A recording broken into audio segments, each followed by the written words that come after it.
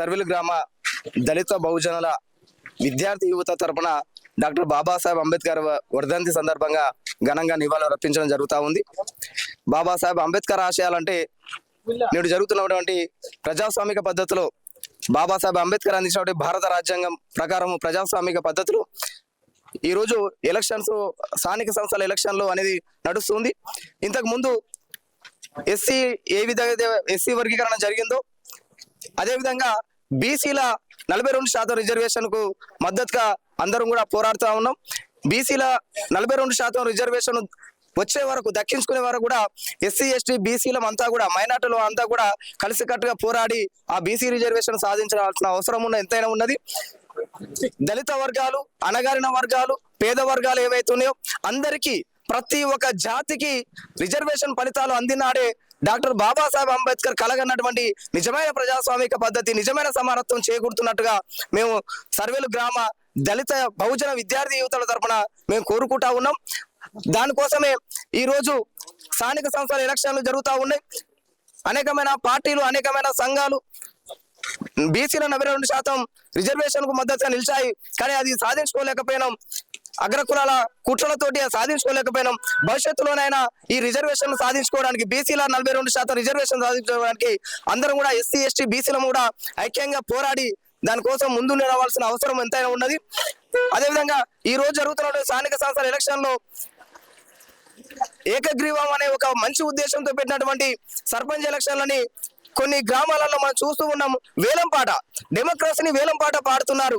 అంటే సర్పంచ్ ఎలక్షన్ కోసము, సర్పంచ్ పదవి కోసం లక్షలు 50 లక్షలు కోట్ల రూపాయలు ఇచ్చి ఏకగ్రీవం చేయాలని పేరుతోటి వేలంపాట వేస్తూ ఉన్నారంటే ఈ రోజు అంబేద్కర్ యొక్క పద్ధతికి వ్యతిరేకంగా మనం దీన్ని చూడాల్సి వచ్చింది.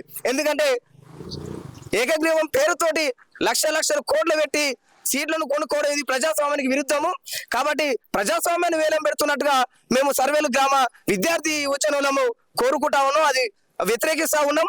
కాబట్టి దీనికోసము అందరం కూడా వ్యతిరేకంగా పోరాడాలి. ఏకగ్రీవాలకు మద్దతుగానే, కానీ ఈ వేలంపాటలకు వ్యతిరేకంగా మేము పోరాడతామనే విషయం కూడా మేము తెలియజేస్తా ఉన్నాం. ఇవన్నీ కూడా సమానత్వము ఏదైతే ఉందో దేశంలో ఆ అణగారిన వర్గాల పైన, దళిత బహుజనుల పైన దాడులు జరుగుతూ ఉన్నాయి. రోజు కూడా వాటి వ్యతిరేకంగా మేము పోరాడడానికి సిద్ధంగా ఉన్నాం. అందరం కూడా దేశవ్యాప్తంగా కలిసికట్టుగా పోరాడడానికి అందరూ ముందడు చేస్తా ఉన్నాం. ఇది ఒక 10-15 సంవత్సరాల నుంచి దాడులు కూడా ఇంకా ఎక్కువ ముమ్మరంగా సాగుతున్నాయి. దీనికి వ్యతిరేకంగా దళిత బహుజనులు, ఎస్సీ ఎస్టీ బీసీలే కాకుండా ఆదివాసీల పైన దాడులు జరుగుతూ ఉన్నాయి. ఈ రోజు మధ్య భారతం పైన, తూర్పు భారతం పైన దాడులు అనేకమైన జరుగుతూ ఉన్నాయి. తూర్పు భారతంలో అయితే మణిపూర్ లో మహిళలను నడి బజార్లో, భారతదేశంలో భారత మాతలో చెప్తున్నటువంటి మహిళలను నడి బజార్లో నగ్నంగా ఊరేగించే ఒక దరిద్రమైన భావజాలంలోకి నెట్టబడ్డది ఈ భారతదేశం. కాబట్టి ఈ మధ్య భారతంలో ఉన్న ప్రజలకు మద్దతుగా, తూర్పు భారతంలో ఉన్నటువంటి ప్రజలకు వ్యతిరేకంగా యావత్తు దేశంలో ఉన్న దళిత బహుజనులందరికీ మద్దతుగా ఈ దాడులకు వ్యతిరేకంగా పోరాడాల్సిన అవసరము ఈ దేశంలో ఉన్న ప్రతి ఒక్కరి పైన, 130 కోట్ల జనాల పైన, ప్రజల పైన ఉన్నది. కాబట్టి దీన్ని ప్రజాస్వామ్యం రక్షించుకోవాలంటే ప్రతి ఒక్కరము ఆ దిశలో ముందడుగు వేయాలని కోరుకుంటా ఉన్నాము. మరొకసారి డాక్టర్ బాబాసాహెబ్ అంబేద్కర్ గారి కలగన్నటువంటి ప్రజాస్వామిక పద్ధతిని, రాజ్యాంగాన్ని కాపాడడానికి మేమందరం సిద్ధంగా ఉన్నాం అని చెప్పి తెలియజేస్తూ ఈ అవకాశం ఇచ్చినటువంటి మీడియా మిత్రులకి, బీసీ ఎదగాలని బీసీ కోసం బలాత్మరణానికి పాల్పడ్డ బీసీ రిజర్వేషన్ అనేది దాదాపు 1953 నుంచి 2026 వరకు నడుస్తూ ఉన్నది. 1953 నుంచి బీసీ రిజర్వేషన్ కావాలని ఈ దేశంలో ఉన్న బీసీలు కొట్లాడితే పాలకులు ఎవరు ఇవ్వకుండా దాదాపు 40 సంవత్సరాలు 1996 వరకు కూడా ఇది కొనసాగించు బీసీ రిజర్వేషన్ ఇవ్వడానికి. అది కూడా కేవలం 25% ఇవ్వడానికి మండల కమిషన్ ఇంప్లిమెంట్ చేయడానికి ఒక చాసార్యం చేసినారు, నెగ్లెక్టింగ్ చేసినారు. దాన్ని 1990 తర్వాత తీసుకొచ్చిన తర్వాత కూడా బీసీ రిజర్వేషన్ ఆ సందర్భంలో సుప్రీంకోర్టు 9 మంది బెంచ్ తో కూడుకున్నటువంటి సుప్రీంకోర్టు ఆ రోజు తీర్పు ఇచ్చింది. 5 జడ్జిలతో కూడుకున్న తీర్పు ఇచ్చింది. ఏమనంటే 52% రిజర్వేషన్ మించి మీరు ఇచ్చుకోవడానికి సుప్రీంకోర్టు ఒక తీర్పు మాత్రమే ఇచ్చింది.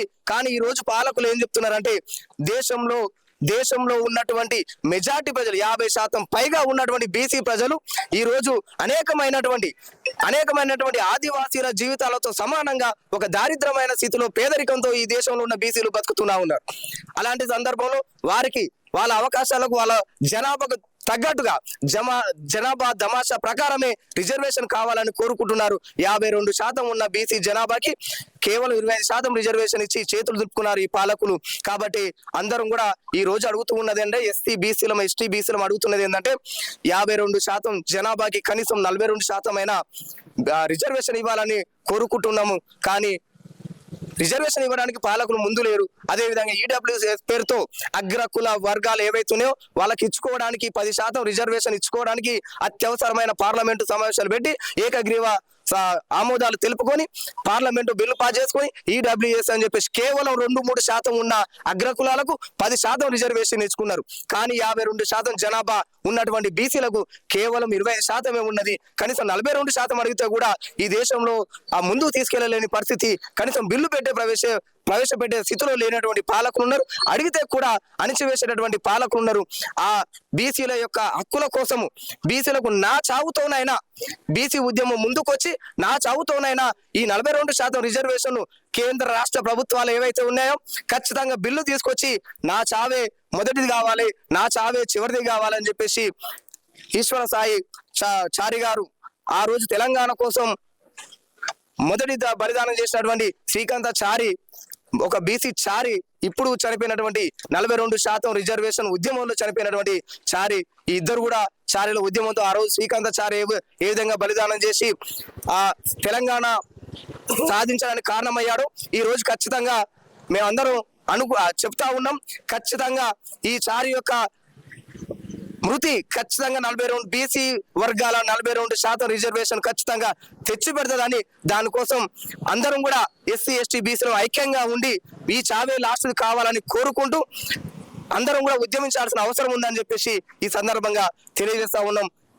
అంబేద్కర్ వర్ధంతి సందర్భంగా కూడా మన చారికి మళ్ళొక్కసారి మేము కూడా సంతాపం తెలియజేస్తూ ఆయన చావే చివరి చావు కావాలని 42% రిజర్వేషన్ సాధించేదాకా అందరం కూడా విశ్రమించేది లేదని, తెలంగాణ ఉద్యమం ఎట్లయితే ఉధృతంగా తీసుకొచ్చినామో దేశవ్యాప్తంగా 42% రిజర్వేషన్ కూడా అట్లా ఎస్సీ బీసీలంతా కూడా ఐక్యంగా భుజం కలిపి అడుగు వేస్తూ ఖచ్చితంగా ఉద్యమించాల్సిన అవసరం ఉందని చెప్పేసి ఈ సందర్భంగా తెలియజేస్తా ఉన్నాం.